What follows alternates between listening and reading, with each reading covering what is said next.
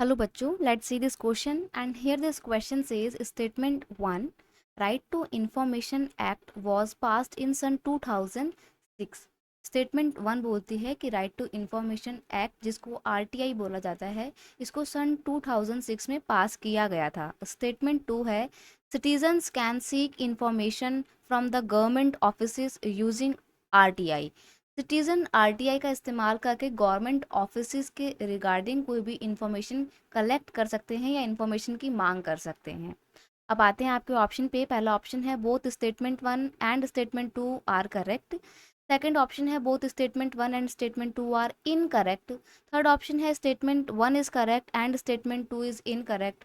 और fourth option है statement 1 is incorrect and statement 2 is correct. देखो, अगर हम right to information act RTI की बात करें तो ये एक बहुत इम्पॉर्टेंट एक्ट है जिसको सन 2005 में सरकार ने पास किया था, गवर्नमेंट के द्वारा पास किया गया था। तो अगर हम यहाँ पे 2005 में इसको पास किया गया था तो ये स्टेटमेंट आपकी यहाँ पे गलत हो जाती है जिसमें लिखा हुआ है कि इसको 2006 में पास किया गया था। नहीं, 2005 में आरटीआई एक्ट को पास किया गया था, ना कि 2006 में। आगे है citizen can seek information from the government office using RTI. तो ये बिल्कुल सही है। राइट टू इंफॉर्मेशन एक्ट के माध्यम से कोई भी सिटीजन, इंडिया का कोई भी सिटीजन गवर्नमेंट ऑफिस में गवर्नमेंट के द्वारा किए जाने वाले काम के बारे में जानकारी प्राप्त कर सकता है। और ये क्यों लाया गया था?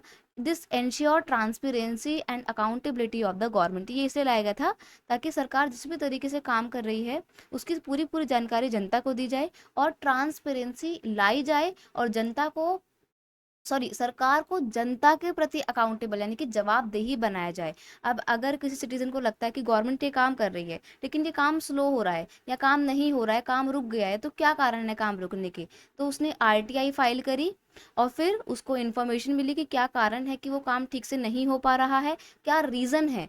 तो इससे क्या होता है ना, एक तो ट्रांसपेरेंसी आती है, जनता को पता लगता है कि सरकार कितना काम कर रही है, कितना काम नहीं कर रही है। और अगर काम नहीं कर रही है तो जवाब देती है सरकार कि वो काम क्यों नहीं कर रही है। तो इससे एक तो ट्रांसपेरेंसी आती है और अकाउंटेबिलिटी भी आती है। तो यहाँ पर हम देखते हैं कि हमारा स्टेटमेंट 2 सही है लेकिन स्टेटमेंट 1 गलत है। तो we can say that statement first is incorrect and statement 2 is correct, so you will have to mark option D.